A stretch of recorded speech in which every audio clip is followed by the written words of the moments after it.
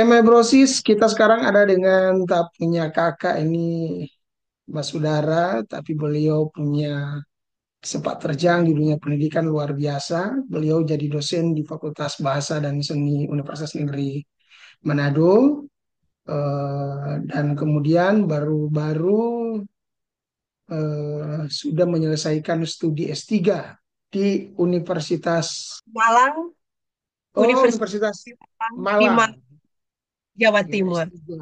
Dan kalau tidak salah waktu menyelesaikan S3 itu lulusan terbaik di Universitas Malang. Wah, ikut bangga ini. Salah satu, Kak. Salah satu. Lihat di video nomor urut pertama ada dapat baca kan. Iya, karena kan kalau di angkatan kami itu memang teman-teman itu sangat progresif ya, dan saya rasa Mm-mm. mungkin ini ya, suka belajar, suka bekerja keras. Jadi sebelum saya itu ada juga teman-teman yang lulus, yang sudah lulus. Jadi itu kan Mm-mm. per periode ya. Jadi kalau di periode itu ya memang betul saya yang terbaik untuk S3. Oke, berapa orang Kak? Orang Kak punya eh, angkatan waktu itu. Kalau itu kan kalau misalnya di wisuda itu kan dia bukan hanya angkatan kami, tapi juga bisa ada angkatan di bawah, ada angkatan di atas. Eh, Jadi eh, ketika di wisuda ya bisa bersama-sama toh. Tapi memang angkatan kami itu progresnya sangat bagus ya. Jadi kita lulus banyak yang tepat waktu dan juga dengan oh, nilai yang ya. Tapi kita jangan bicara nilai ya, karena oh, yang iya, paling oke. penting dalam belajar itu kan sebenarnya pengalaman dan Iya. sesuatu yang kita dapatkan dari situ ya, lesson learned. Mm-mm. Kak, seberapa lama jadi dosen di Unima? Jadi dosen di Unima itu kan ikut pengangkatan tahun 2004. Akhirnya Mm-mm. mulai mengajar itu SK terhitung 1 Januari 2005. Oh, Ya, jadi lumayan ya. 2006 waktu Kak mengajar bahasa Inggris hukum itu, tuh jadi Iya, kita punya dosen waktu itu Kak baru jadi dosen kan? sepertinya kalau 2006 berarti ya baru setahun ya. Kita ingat waktu itu kita kira mahasiswa ada masuk dan tahu dosen. Kan waktu dulu itu kan kita bisa jadi dosen, tidak harus mesti S2 kan, S3, Ya, S1. ya, ya, belum ada aturan itu. Di angkatan saya masih bisa jadi dosen. Oke, jadi 2005 sekarang sudah mau masuk 10 tahun. 20 tahun. Yes. Bisa dikilas mau pensiun kalau begitu, Kak? Kalau di perguruan tinggi memang kan kita kalau tidak profesor 65 tahun ya. Mm-mm. Mm-mm. Oke, Ini baik kan Kak. mungkin masih sekitar 20 tahun lagi jika Tuhan berkenan. Oke, baik.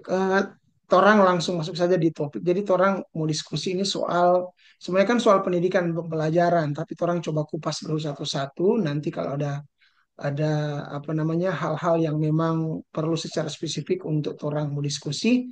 Kalau bisa diskusi di kesempatan ini, torang diskusi. Tapi kalau enggak, torang cari kesempatan baik lagi. Karena ini kan menarik toh. Siap. Kita secara pribadi bangga juga karena kenal Kak Desi, orang yang smart, pintar, kemudian apalagi dapat jadi salah satu mahasiswa lulusan terbaik doktoral di Universitas Malang. Universitas Malang atau Universitas Negeri Malang ya? Universitas Negeri Malang. Universitas Negeri Malang. Oke, ini soal pendidikan dulu Kak. Tapi Kak boleh lihat juga mungkin perkembangan pendidikan di Sulawesi Utara. Mungkin bisa dibandingkan juga secara nasional. Menurut Kak, bagaimana perkembangan pendidikan yang ada di Sulawesi Utara dulu pada khususnya? Nah, ini pertanyaan yang sangat menarik ya.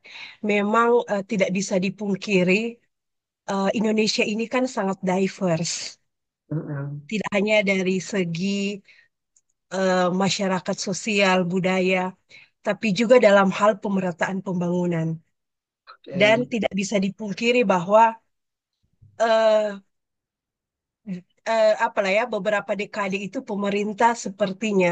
sangat memusatkan perhatian di Indonesia bagian barat. Sementara kita yang di Indonesia bagian timur itu eh, bisa dikatakan kita agak sedikit tertinggal ya dari Indonesia bagian barat, dan itu tentu berdampak terhadap sumber daya manusia, Hmm. prasarana dan lain sebagainya. Tapi saya pikir untuk pemerintah, mereka sudah mulai berbenah, yang mana mereka juga memfokuskan perhatian mereka terhadap Indonesia bagian timur. Jadi saya sangat senang sekali dengan kurikulum Merdeka yang sekarang, karena di kurikulum Merdeka sekarang itu memberi kebebasan bagi guru untuk mereka bisa mendesain pembelajarannya yang menyesuaikan dengan keadaan siswanya. Dan juga di kurikulum ini juga siswa itu jadi the actor, jadi someone yang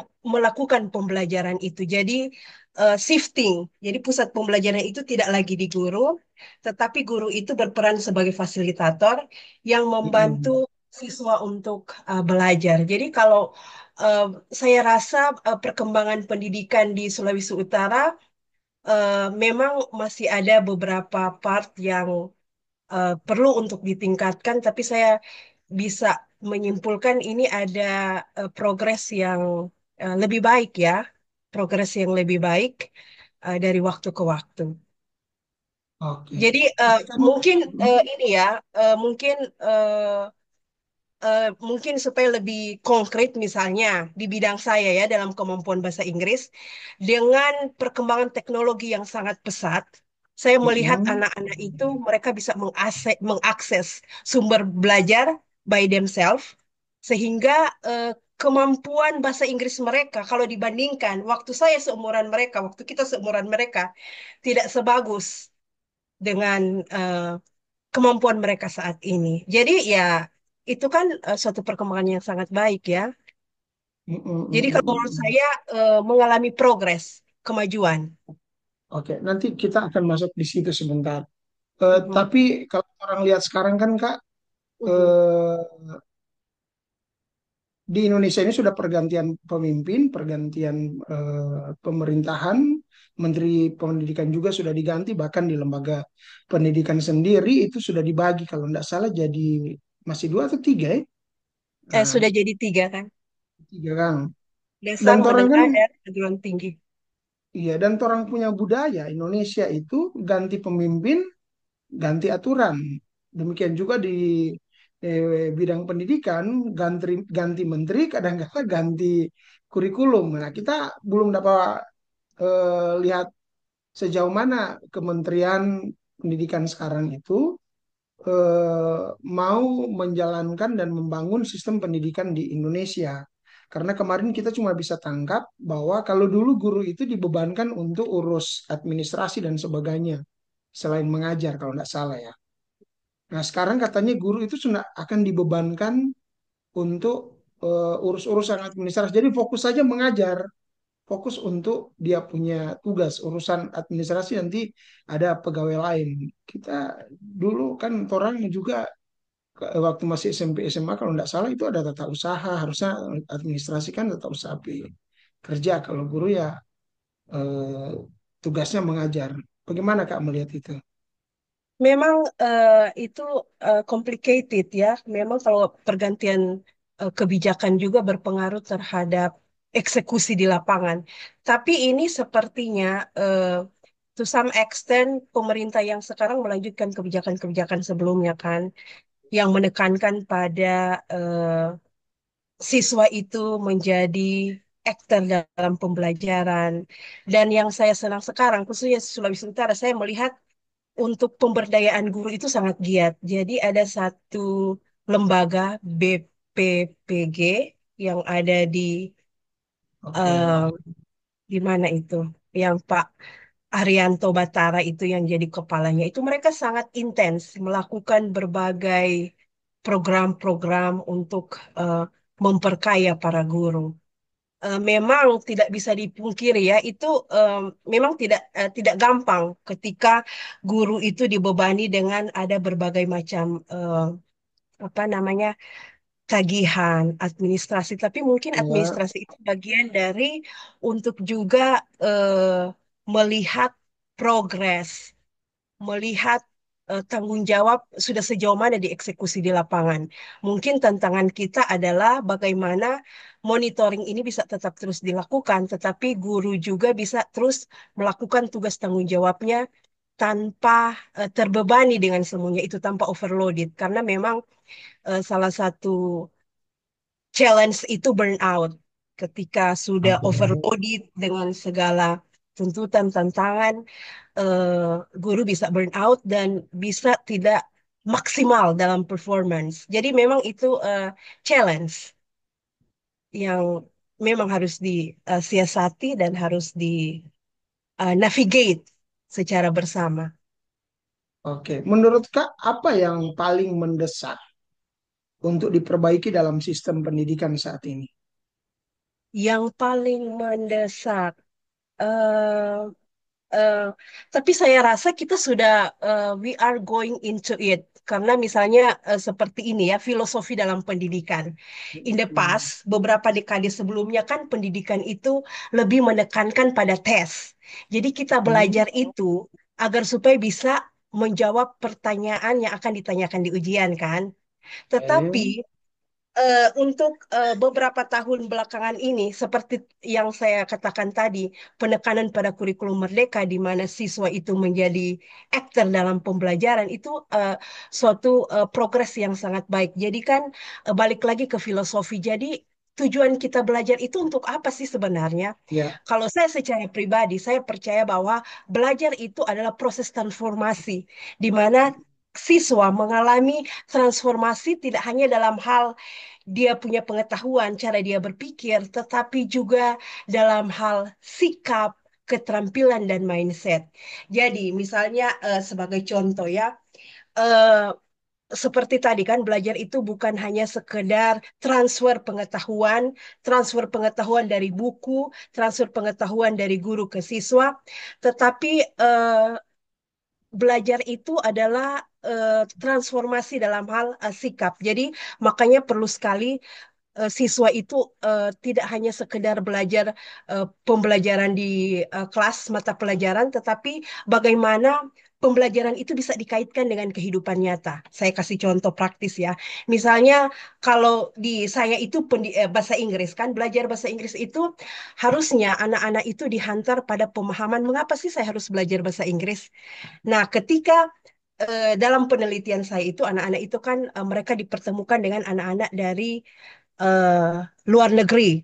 Nah, akhirnya mereka bisa melihat bahwa oh ternyata saya belajar bahasa Inggris itu bukan cuma sekedar belajar tata bahasa, vocabulary, tetapi saya belajar bahasa itu untuk berkomunikasi, untuk saya bisa menyampaikan ide gagasan, saya bisa belajar dunia luar itu seperti apa, dan juga belajar itu saya bisa turut berpartisipasi untuk menyelesaikan masalah yang sedang kita hadapi secara bersama. Jadi di saya itu dalam penelitian saya itu anak-anak itu eh, bahasa Inggris itu digunakan untuk memfasilitasi mereka untuk mereka bisa terlibat menyelesaikan persoalan yang mereka hadapi. Misalnya seperti apa? Misalnya perundungan ataupun misalnya masalah tentang lingkungan hidup, sampah.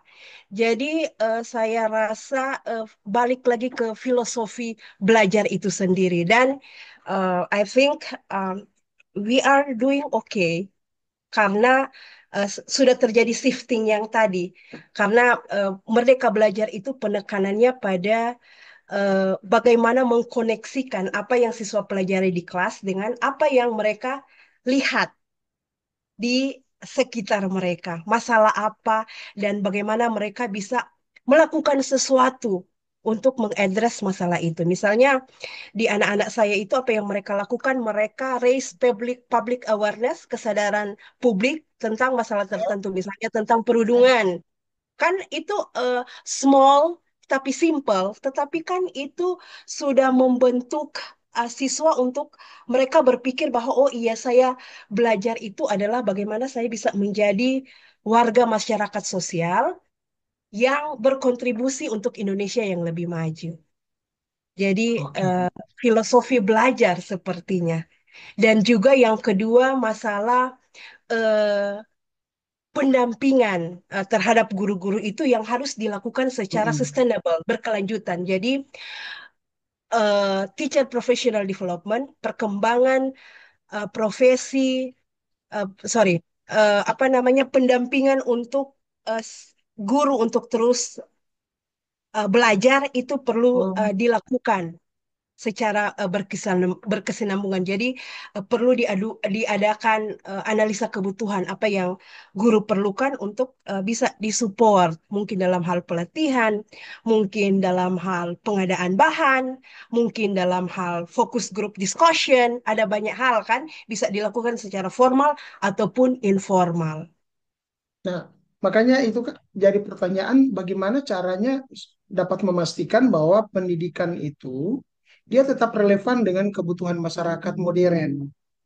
Karena Mhm. kan sekarang persaingan lebih besar, orang-orang justru lebih fokus kepada bagaimana dapat menghasilkan sesuatu ketimbang bagaimana dapat memperkaya diri dengan pengetahuan, dengan pendidikan, dengan sesuatu yang membuat dia bisa mengembangkan dia punya diri sendiri untuk kemudian dapat bersaing. Tapi justru yang sekarang kita lihat kan masyarakat modern itu lebih suka yang penting kita bisa dapat melakukan sesuatu itu sudah cukup. Bagaimana dapat memastikan bahwa pendidikan itu masih tetap relevan dengan kebutuhan masyarakat? Mhm. Pertanyaan yang sangat menarik ya, bagaimana memastikan bahwa pendidikan itu bisa relevan dengan kebutuhan masyarakat. Jadi, eh, kalau kita bicara tentang pendidikan, memang dia punya motor di sini itu guru sih. Ya, ya.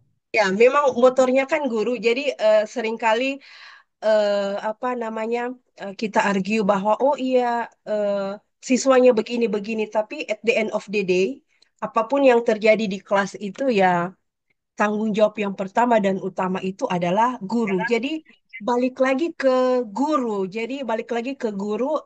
eh, saya pikir kalau guru ini memiliki jiwa long life learner, Hmm. untuk belajar seumur hidup, saya pikir dia akan terus belajar, akan terus berinovasi, akan terus Hmm. expose dirinya terhadap pengetahuan dan bagaimana dia bisa share dia punya passion belajar itu kepada siswa. Dan ketika guru itu memiliki passion dan passion itu bisa tertransfer semangat, value nilai-nilainya itu terhadap siswa, saya pikir itu bagian dari bagaimana menjawab apa namanya dinamika kebutuhan masyarakat yang terus berkembang. Jadi boleh sebentar saya mau ini charge dulu.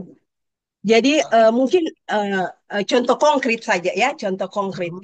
Jadi misalnya di bidang saya itu bahasa Inggris. Jadi bahasa Inggris itu kan pada awalnya apa namanya ide gagasannya itu bahwa anak-anak itu kita harus train, harus drill anak-anak itu agar supaya mereka punya accent itu native like seperti bule. Nah, ketika posisi bahasa Inggris itu sudah bergeser bahwa itu menjadi lingua franca, bahasa yang digunakan eh, tidak hanya di antara native speaker tetapi juga non-native speaker dengan native speaker, Hmm. itu malahan jumlah penutur non-native speaker itu melebihi dari native speaker of English. Jadi, akhirnya we come up dengan yang namanya Englishes. Jadi Englishes itu adalah poinnya adalah yang pertama intelligibility, saling memahami. Jadi shiftingnya itu sudah bergeser. Jadi dalam pembelajaran itu tidak lagi kita penekanan pada accent harus native like, tetapi lebih ke communication. Jadi ketika kita Hmm. berkomunikasi itu punya dua ini ya, punya dua hal yang perlu kita perhatikan. Ketika seseorang berbicara, dia harus make sure bahwa apa yang dia katakan itu dipahami oleh si listener, dan si listener itu ketika dia mendengar sesuatu, dia juga harus try his or her best untuk memahami apa yang disampaikan oleh speaker. Jadi mutual understanding, mutual interaction, lebih ke saling. lebih ke saling. Sehingga makanya dalam pembelajaran itu misalnya di kami itu khususnya di saya itu dalam pembelajaran itu bagaimana supaya tetap relevan. Saya itu connect student saya itu ke anak-anak yang ada di luar negeri. Tidak hanya supaya mereka paham bahwa bahasa Inggris itu digunakan sebagai bahasa komunikasi, tetapi mereka terekspos dengan culture, dengan budaya ketika ternyata cara memikirkan sesuatu, cara hidup itu tidak hanya seperti ini loh. Mereka ekspos dengan hal-hal yang baru, budaya yang baru, ide-ide yang baru, sehingga menjadikan mereka itu sebagai anak-anak yang tidak mudah menghakimi, tidak mudah menghakimi karena mereka kan terekspos dengan perspektif yang berbeda, cara yang berbeda. Jadi mereka, oh, cara melakukan ini bukannya satu-satunya cara untuk dilakukan. Ternyata ada beberapa cara dan sehingga sensitivitas, empati mereka bisa bertumbuh dan berkembang. Jadi balik lagi ke usaha guru itu sendiri untuk dia tetap terus keep up dengan perkembangan yang ada. Dia punya hati untuk mau terus belajar, expose dirinya untuk suatu proses yang berlangsung seumur hidup. Saya pikir eh, itu yang bisa di eh, bisa dilakukan untuk menjawab kebutuhan itu dan tentunya stakeholder tentu punya peranan yang sangat penting di sini melakukan analisa kebutuhan dan melihat kebutuhan-kebutuhan apa yang dibutuhkan oleh para guru untuk mereka bisa perform dengan lebih baik. Jadi dan saya pikir itu bukan hanya cuma tanggung jawab stakeholder, setiap orang terdidik itu bertanggung jawab untuk memastikan bahwa pendidikan itu lebih baik. Jadi, contoh eh, saya sebagai seorang educator, saya melihat bahwa kesehatan mental itu sangat penting dan Mm-mm. kita harus punya kesadaran yang lebih tentang kesehatan mental karena seorang anak itu dia bisa belajar dengan baik kalau kebutuhan psikologisnya itu terpenuhi. Jadi, melihat dengan kebutuhan yang ada ini, maka saya menginisiasi suatu event teacher Mm. professional development yang berfokus pada bagaimana bisa mengadres kesehatan mental guru dan juga kesehatan mental siswa bekerja sama dengan yayasan non-profit. Jadi saya Oke. pikir untuk mengadres kebutuhan-kebutuhan ini tidak hanya dilakukan oleh stakeholder, siapa saja dari kita yang punya hati untuk do something, berkontribusi, let's do it. Tidak harus menunggu pemerintah kan, dengan networking yang kita punya, dengan value, dengan passion, dengan sedikit yang kita punya, kita bisa berkontribusi. Oke. Mungkin Berarti begitu. secara garis besar dan secara umum pendidikan itu memang bukan hanya tanggung jawab pendidik dalam hal ini guru atau dosen, tapi juga tanggung jawab semua pihak, termasuk para stakeholder yang ada dalam masyarakat, tapi lebih penting juga mungkin keluarga kan Kak, orang tua. Karena kan kebanyakan anak-anak ini kalau dia masih SD sampai SMA dia kan paling banyak dengan keluarga. Mungkin kalau SMA ada yang sudah keluar, oke lah dia dia punya pengembangan diri untuk mendapatkan pendidikan lebih banyak kepada dia punya dorongan di diri sendiri eh, ketimbang apa mengandalkan orang-orang di luar dia. Tapi kalau dari SD sampai SMP kemungkinan mungkin peran orang tua juga dibutuhkan di situ kan enggak.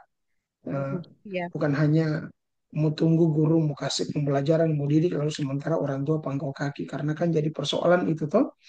Eh, Mhm. banyak orang tua berpikir bahwa tugas untuk mendidik anak-anak ini itu hanya tugas para guru para dosen.